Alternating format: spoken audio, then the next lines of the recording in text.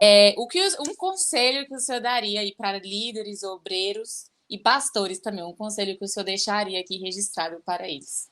Conselho para obreiros. O nome já está. O nome já diz tudo. Já disse tudo. Né? O nome já diz tudo. Obreiro. Quem é obreiro? Obreiro é o que faz a obra do Senhor. Né? É bem verdade que a palavra do Senhor ela nos deixa bem claro que quanto mais é nos dado, mais é cobrado. Então eu costumo dizer que o obreiro ele não é obrigado a aceitar ser obreiro. Uhum. Só que do momento que ele aceita, ele é obrigado a cumprir com as regras do ministério. É verdade.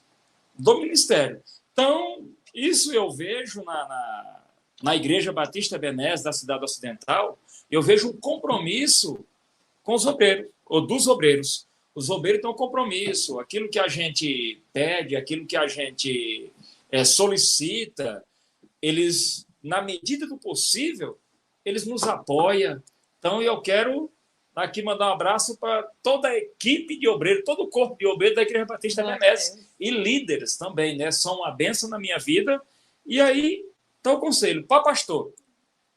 Eu volto a falar, eu não sou essa pessoa, talvez, a indicada a dar conselho para pastor.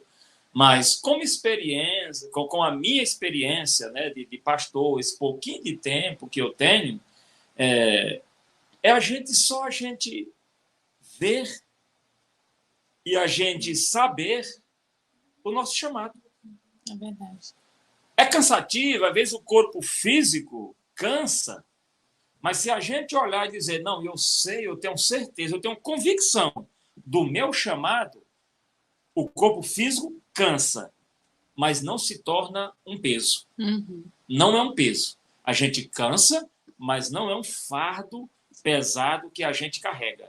Eu não me sinto um fardo pesado. Tem um pastor amigo meu que me fez uma pergunta a semana passada.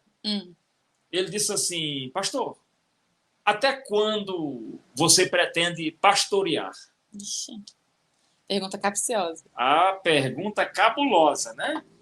Aí eu respondi ele na bucha.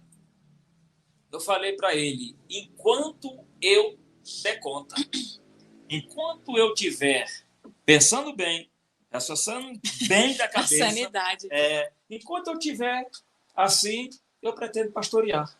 Eu falei para ele, eu não me vejo assim fora do pastoreio, dizer assim, eu estou entregando a igreja e hoje eu não vou pastorear, eu vou ficar só aqui de boa, ou como eu costumo dizer, nas costas de alguém.